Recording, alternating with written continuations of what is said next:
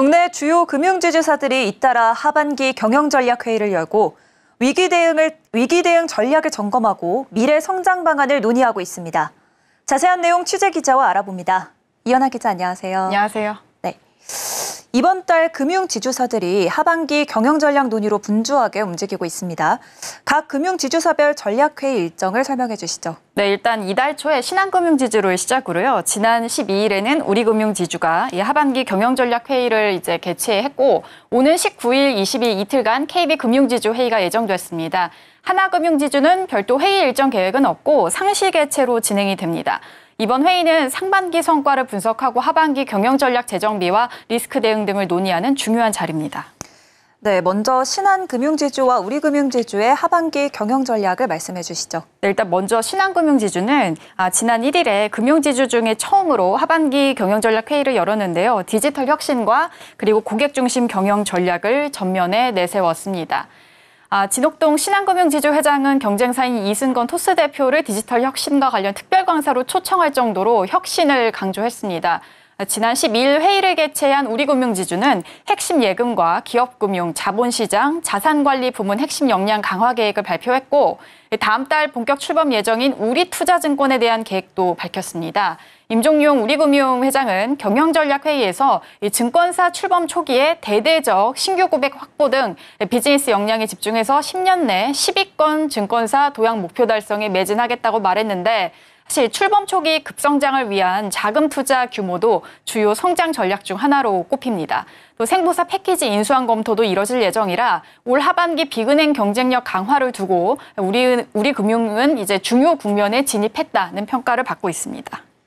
네, KB금융지주와 하나금융지주의 하반기 주요 경영전략도 무엇이 될지 말씀해 주시죠. 네, 일단 KB금융지주는 오는 19일과 22일 이틀에 거쳐서 양종희 KB금융지주 회장 주재로 회의가 진행이 될 예정인데요.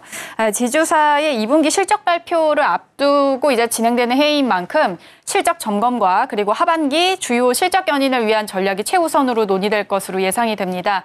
또 이어서 디지털 금융 혁신과 상생금융이 강조될 것으로 전망이 됩니다. KB금융지주는 금융권 최초로 은행, 증권, 손해보험, 카드 등 지주를 포함한 9개 계열사가 함께 이용하는 그룹 공동 생성형 AI 플랫폼을 구축할 정도로 이 디지털 혁신에 많은 투자를 하고 있습니다. 또 양 회장이 평소에도 강조한 이 상생금융의 필요성과 또 나아갈 방향이 또 제시될 가능성도 있습니다. 하나금융지주의 경우는 이제 상시전략회의를 진행하고 이 하반기 경영전략회의 별도 일정 계획은 없다는 게 현재까지의 공식 입장인데요. 최근 함영주 하나금융지주 회장의 홍콩, 호주 등 해외 IR 일정 등을 미뤄볼 때 밸류업에 집중하기 위한 전략이 또 하반기 주요 이슈로 분석이 됩니다. 또 금융지주들의 이런 지각 변동에 따른 비은행 계열사 강화 속도전도 예상이 되는데, 이 지주사를 좀 살펴봤을 때 하나금융과 함께 비은행 계열사 취약 지주사로 꼽혔던 게 우리금융이었는데요. 인수합병에 나서면서 이제 덩치 키우기에 우리금융이 적극적으로 이제 나서자 하나금융 역시 속도를 내야 하는 상황에 놓였습니다.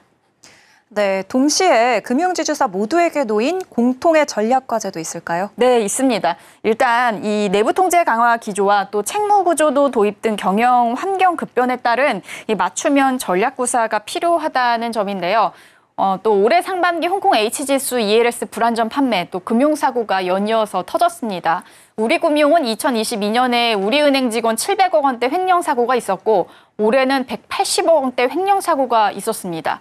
또 4대 금융 지주사는 아니지만 농협은행의 올해 3건의 100억대 금융사고, 또 지난해 경남은행의 3천억대 횡령 등 금융사고가 이제 터지면서 내부 통제의 부실 논란이 금융권 전반으로 이어졌는데요.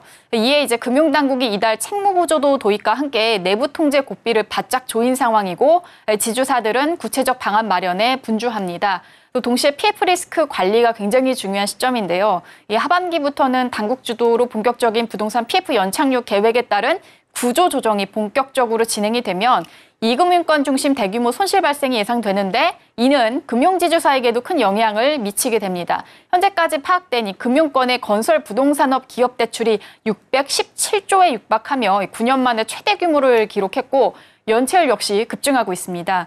나이스 신용평가 측은 금융 부분만 놓고 보면 부동산 PF 리스크 그리고 부동산 경기 하강 원인으로 올해를 외환위기 이후 신용등급 하방 압력이 가장 강력한 해라고 꼽으면서 경고한 상황입니다.